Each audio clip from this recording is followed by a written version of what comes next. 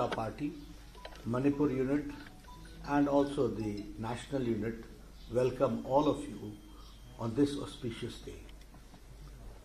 हम सब जानते हैं कि संविधान के निर्माण के लिए कॉन्स्टिट्यूएंट असेंबली के द्वारा एक बहुत लंबी चर्चा के बाद हमारा संविधान एग्जिस्टेंस में आया।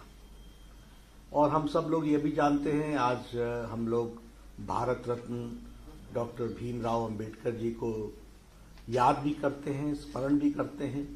We all remember Bharat Ratna doctor Bhimrao Ambedkar for his contribution to the independent India and for giving the constitution which we have today. After a long deliberations by the Constituent Assembly, the constitution was drafted and the chairman of the constitution drafting committee, Bharat Ratna Dr. Bhim Rao Ambedkar, along with all the stalwarts of that time, took everybody into confidence. And it was on this auspicious day of 26 November 1949 when the Constituent Assembly adopted the Constitution of India. And it was given an effect on 26 January 1950. And in 1950, India became the Republic India which we see today.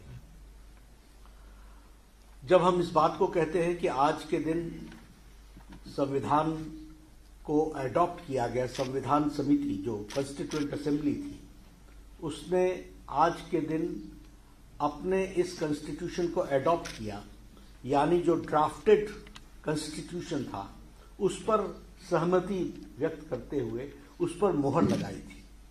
और 26 जनवरी 1950 को यह संविधान Republic Bharat के रूप में हम लोगों को मिला है।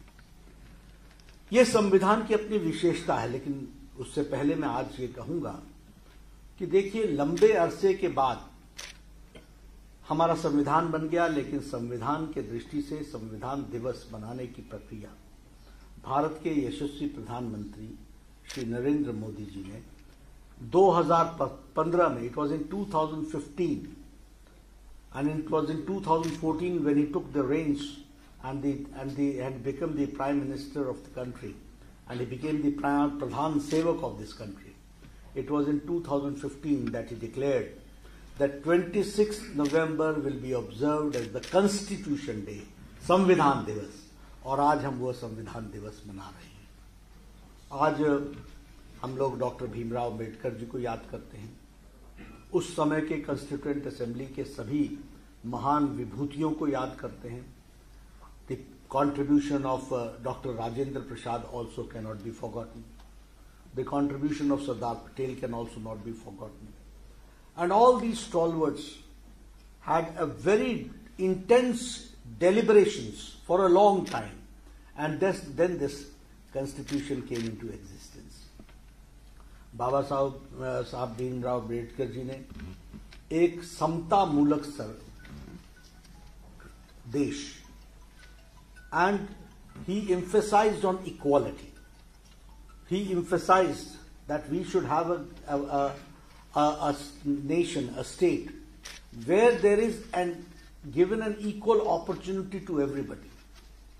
The democracy should flourish, should grow with the participation of everybody. And for that, and the development should take place. These were the basic thinking at that point of time, because Bharat के नव निर्माण की प्रक्रिया शुरू हो रही थी। आजाद भारत में, भारत के नव निर्माण में हम कैसा समाज देखना चाहते हैं? हम समता मूलक समाज देखना चाहते हैं, और where everybody is given the opportunity. और इसलिए हम लोगों को आज जब हम संविधान दिवस है तो हमें संविधान के प्रियम्बल को बहुत बहुत गहराई से पढ़ना चाहिए। उसमें उन्होंने बड़े स्पष्ट शब्दों में लिखा है कि ये भारत हमारा कैसा भारत होगा और किस तरीके से हम इस समाज को आगे बढ़ाने वाले हैं। और उसी तरीके से हमारे यहाँ बहुत जोर इस बात का भी दिया गया कि fundamental rights should be protected.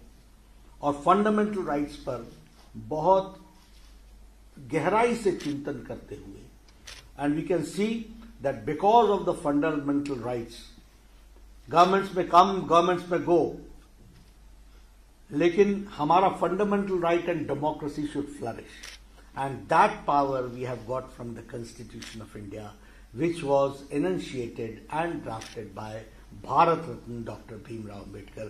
We remember this day as Constitution Day, and we also remember Dr. Bhimrao Ambedkar for that. He did not only talk about the rights, he also talked about the duties. Duties of the individuals, and how we have to protect and see that this democracy flourishes.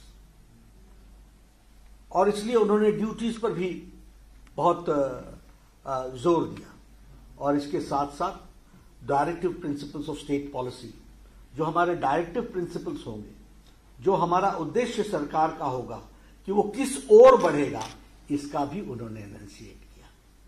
So it was a very well thought document, and we can say that दुनिया में हमारा संविधान एक बहुत ही उच्च कोटि का संविधान, और जो सारी प्रोज एंड कॉन्स की चिंता करते हुए चेक्स एंड बैलेंसेस को बहुत अच्छी तरीके से रखता है.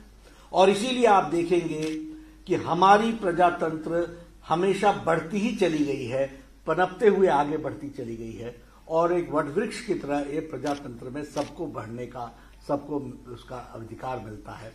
वह अधिकार हमको इस संविधान से मिलता है.